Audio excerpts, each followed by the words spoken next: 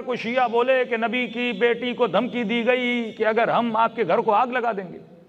अब अगर कोई शिया बोले कि नबी की बेटी हक मांगने गई थी, नहीं मिला, ये जो बेचारा अहले सुन्नत था ये किसकी तरफ रुजू करेगा? मौलवी की तरफ, जिसने दीन का ठेकेदार बना हुआ है। उसे का क़िबला शिया बोलते हैं कि नबी की बेटी को धमकी मिली, उसने एक लफ्ज़ बोलना है, झूठ बोल रहे हैं। ये कभी किताब खोल के नहीं देखेगा, क्योंकि इसे अरबी नहीं आती, इसने किताबें नहीं खरीदी। इसने दीन की ड्यूटी किसको दी हुई है? मौलवी को दी हुई है। अब वो चाहे सच बोले या झूठ बोले, अब हम मानेंगे। अमीरुल मोमिनीन फरमाते हैं, इल्म अगर शरीफ को मिले तो उसकी शराफत बढ़ती है, इल्म अगर कमीने को मिले तो उसकी कमीनगी बढ़ जाती है। हाँ। इमाम हुसैन का फतवा एक काजी ने दिया था, अवाम उसके पीछे लगी, शिया काफर हैं, ये फतवा मौलवियों ने दिया था, अवाम उसके पीछे लगी।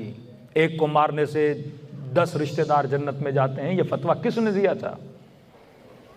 क्योंकि लोगों को गुमराह करना शायद मुश्किल होता, लेकिन अगर एक मौलवी जुमे का खुतबा दे रहा है, आपने उसे खरीद लिया, तो जो 1000, 2000, 5000 लोग उसके जुमे के खुतबे में आते हैं, उन्हें गुमराह करना बड़ा आसान है।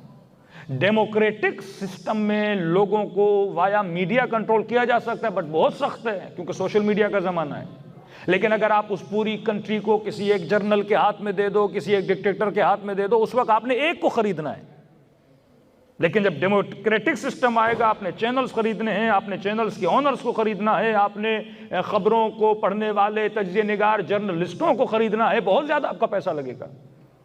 लेकिन अगर पूरे मिस्र को एक जर्नल ले ले, पूरी अरब कंट्रीज़ के ऊपर एक बादशाह बैठ जाए, तो एक डिक्टेटर को ख़रीदना बहुत आसान होता है।